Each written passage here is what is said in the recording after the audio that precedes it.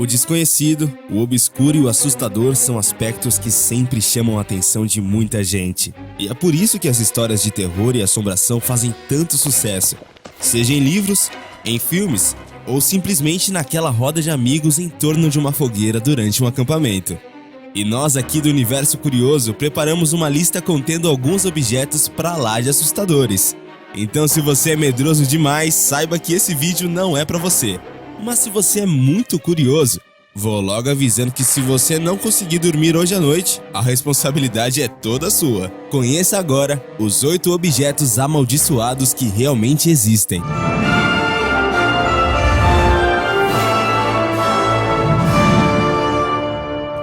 Annabelle, a boneca. Em 1970, uma mulher comprou uma boneca de pano antiga e deu de presente para a filha. Entretanto, algum tempo depois, a moça começou a perceber estranhos eventos relacionados com o brinquedo, que parecia se mover sozinho e era descoberto em diferentes cômodos da casa, sem que ninguém o tirasse do lugar. Além disso, a moça também passou a encontrar papéis rabiscados com letra de criança e viu a boneca de pé sozinha em uma ocasião. Depois de conversar com o médium, a moça foi informada de que a boneca estava possuída pelo espírito de uma menina chamada Annabelle, que havia morrido no prédio no qual a jovem morava. E após essa descoberta, os eventos paranormais se intensificaram. A moça então decidiu apelar pela ajuda de um famoso casal de caça-fantasmas, descobrindo que o brinquedo estava na verdade possuído por um demônio mentiroso que manipulava a boneca. O casal Ed e Lorraine Warren levou a boneca e a enclausurou em uma caixa de vidro, e o brinquedo se encontra atualmente exposto no Museu de Ocultismo localizado em Connecticut. A caixa Dybbuk. A caixa Dybbuk nada mais é do que uma caixa para vinho de madeira que, segundo o folclore judaico, contém um espírito sinistro capaz de assombrar e possuir os vivos. Inclusive existe um filme sobre ela, baseado em um caso famoso ocorrido no Oregon, nos Estados Unidos. Tudo começou depois que um colecionador de antiguidades comprou a caixa em um leilão, e depois de levá-la para sua loja, uma série de coisas assustadoras começaram a acontecer. Alguns dos eventos descritos eram sons sinistros vindos do local na qual a caixa ficava guardada. Todas as lâmpadas da loja aparecendo quebradas e a presença de um cheiro terrível de urina de gato no ambiente. O colecionador, amedrontado, resolveu se desfazer da caixa, mas todas as pessoas que receberam o objeto de presente devolviam em pouco tempo depois, afirmando que havia algo demoníaco sobre ele. Por fim, após se vivenciar diversos acontecimentos paranormais em casa, como ver sombras sinistras e ter sempre o mesmo pesadelo terrível, o colecionador decidiu leiloar o objeto no eBay, incluindo uma descrição detalhada sobre todos os acontecimentos relacionados com a caixa. Ela foi comprada pelo curador de um museu de Missouri, que lançou um livro e que deu origem ao filme contando a história do objeto. A caixa havia pertencido a uma senhora judia que sobreviveu aos campos de concentração nazistas durante a guerra, e quando emigrou para os Estados Unidos, levava consigo apenas uma caixa e outro par de pertences. A mulher havia expressado o desejo de ser enterrada com o objeto, mas por não se tratar de uma tradição judaica, o pedido não foi atendido. A caixa então foi vendida pela neta dessa senhora algum tempo depois do seu falecimento. A pintura do Homem Angustiado. Em tradução livre, o Homem Angustiado é uma pintura de artista que possuía grandes distúrbios psicológicos. Ele utilizou o próprio sangue juntamente com tinta para realizar a obra e acabou cometendo suicídio após ser finalizado. Sean Robinson acabou herdando a tela e, mesmo contra a aprovação de sua família, resolveu pendurá-la em uma parede da sua casa. Pouco tempo depois, ele começou a observar que uma figura sombria às vezes surgia no fundo da tela e relatou também escutar ruídos anormais durante a noite. Foi aí que ele resolveu retirar a obra da sua parede e deixá-la em um cômodo separado. Além disso, para provar o que estava falando, ele deixou uma câmera direcionada à tela por 8 horas por noite durante 3 dias, para ver se conseguia capturar alguma imagem. Bom, melhor pensar 2 vezes antes de ir levando qualquer objeto para sua casa, né? Porque aparentemente nem mesmo eles estão imunes à atuação de forças sombrias. A cadeira da morte.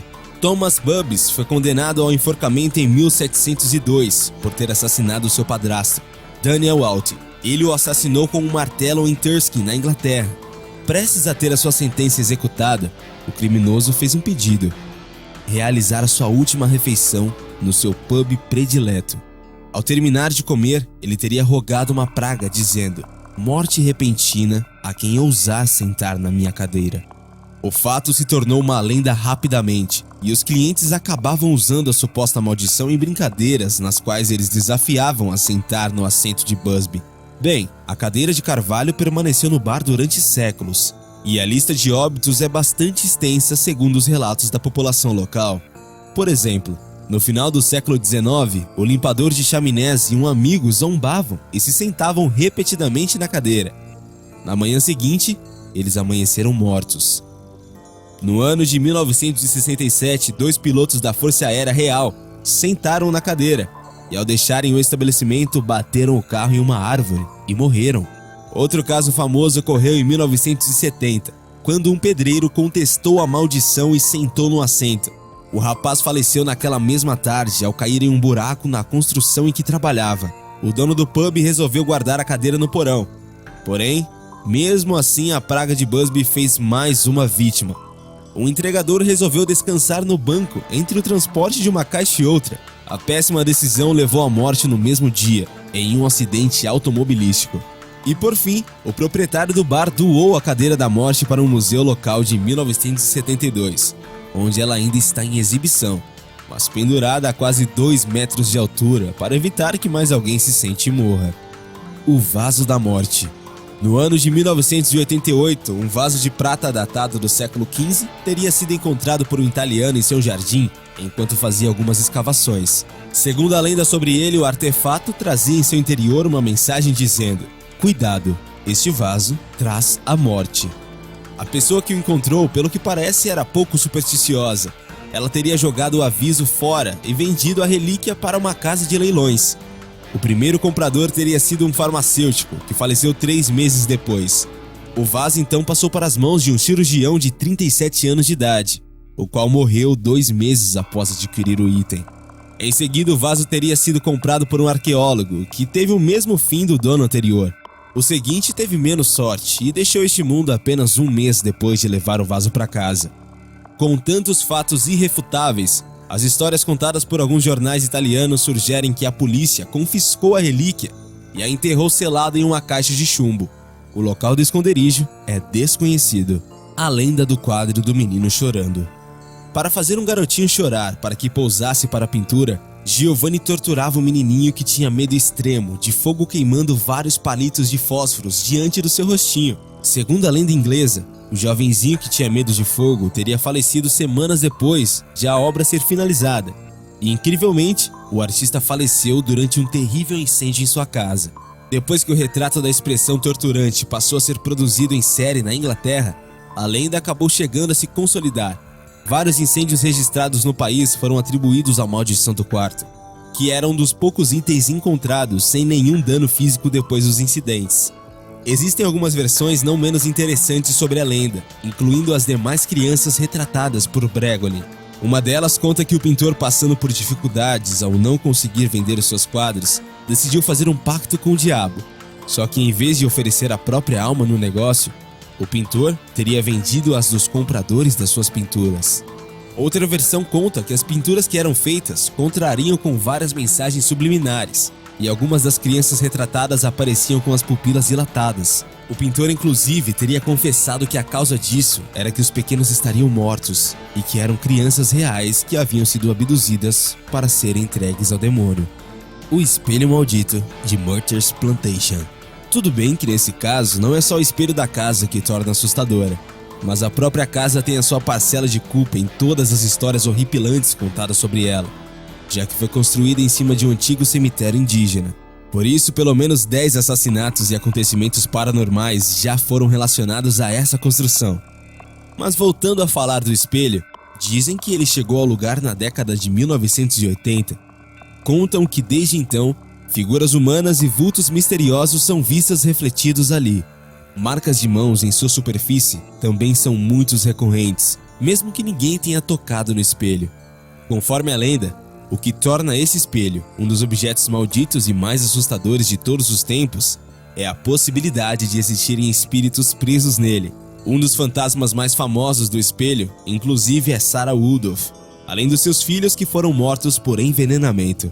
O boneco assassino. Em abril de 1989 foi lançado um dos filmes mais cômicos de terror, Brinquedo Assassino. No filme, o psicopata Charles Lee Ray, após ser morto em um tiroteio com a polícia, transfere sua alma para o boneco. O boneco, agora com a alma de Charles, anda, fala e adota o nome de Chuck. O menino Andy ganha o brinquedo como presente de sua mãe, e a partir disso sua vida se torna um pesadelo. O que muitos não sabem é que essa história foi baseada em fatos. O boneco de pano Robert dá inspiração para o Chuck. O boneco de pelúcia tem a pele branca, está vestido com o uniforme da marinha e segura um leão. De acordo com a história de uma empregada da casa que era abusada por seus patrões, deu ao filho deles um boneco. E esse boneco estava amaldiçoado, já que a empregada tinha conhecimento de magia negra e voodoo. O boneco Robert logo cativou um menino chamado Jen e se tornaram inseparáveis. Porém, começaram a acontecer coisas estranhas. Robert era encontrado várias vezes em lugares que eles não tinham o deixado. Os pais ouviam uma voz que respondia quando o garoto falava, além de vizinhos já terem visto o boneco em pé, olhando pela janela. O boneco tomou tanta fama na vizinhança que as crianças atravessavam a rua quando tinham que passar em frente à casa onde ele estava. A mãe de Jenny, não aguentando mais as coisas estranhas e o filho tendo pesadelos, colocou o boneco no sótão. Após um tempo, Robert estava novamente com Jenny. A mãe, não sabendo o que fazer, colocou o boneco em um quadro reservado só para ele, trancado e olhando para fora através de uma janela. Os vizinhos então começaram a ver Robert rindo e se movimentando. A mãe inclusive encontrava o quarto bagunçado mesmo com o boneco trancado sozinho.